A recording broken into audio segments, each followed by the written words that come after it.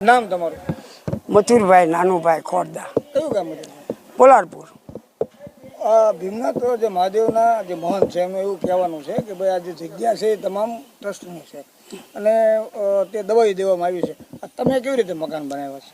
અમને સાહેબ પંચાયત રૂબરૂ અમને કાગળ મળ્યા છે અને પંચાયત અમને આયુષ યોજનામાં મકાન બનાવી દીધા છે અને કાયદેસર અમને કાગળ આપ્યા છે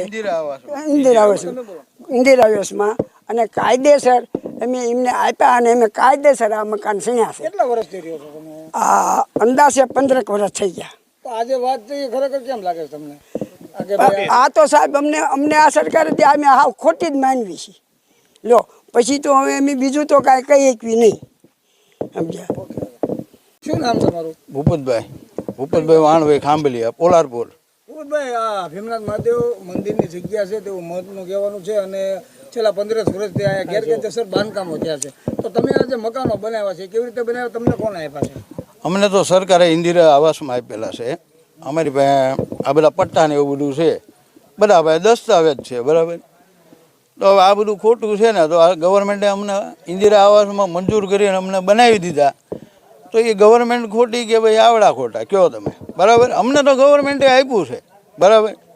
કારણ કે અમે આજે તો કોઈ બનાવ્યા નથી. આ 2008માં અમને મંજૂર કરી દીધા, 8-9માં, બરાબર. અને આ મકાન અમે બનાવ્યા માનો 10-12 વર્ષ થયા વધારે. અત્યારે તમે ગ્રામ પંચાયતને વેરો ને એવું ભરો છો?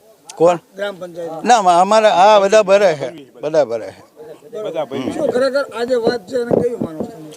તદ્દન ખોટી જ છે ને, કારણ કે ગવર્મેન્ટે અમને આપ્યું છે ને. અમને તો ખબર નથી કે આ ગવર્મેન્ટની છે કે મંદિરની જગ્યા છે, બરાબર. અમને તો સરકારે હા આપી છે, બરાબર. પંચાયતે અમારા ગ્રામ પંચાયતે અમને આપી છે, બરાબર. હું મહામંડલેશ્વર આશુતોષ ગિરી, ભીમનાથનો મહંત. બાપુ, મહાદેવની જે મિલકત પર દબાણની વાત છે. જી. ભીમનાથ જે ટ્રસ્ટની 88 વીઘા જમીનમાંથી 68 વીઘા જમીન ઉપર 120 જેટલા મકાનો બનાવવાની જે વાત છે, શું છે?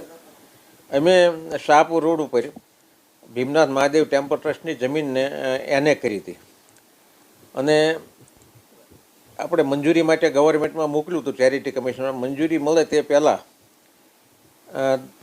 પંચાયતે જે તે વખતે આવાસના મકાન પ્લોટ આપી દીધા અને ગ્રાન્ટ પણ આપી દીધી છે. આ વાતની અમને પહેલાં ખબર નહોતી, પણ જ્યારે મારી ઉપર મહેસૂલની ઉઘરાણી ચાલુ થઈ એટલે કલેક્ટર સાહેબે અને ડીડીઓ સાહેબે આજથી 14 વર્ષ પહેલાં મારી પાસે આવ્યા કે તમે આના પૈસા ભરી દો. ત્યારે અમે સ્થળ જોવા ગયા, ત્યારે ખબર પડી. એટલે મેં ડીડીઓ સાહેબને અને કલેક્ટરને બેયને કીધું કે આ ગેરકાયદે તમે અમારા કબજો લઈ લીધો, કે ઇનડાયરેક્ટ કલેક્ટર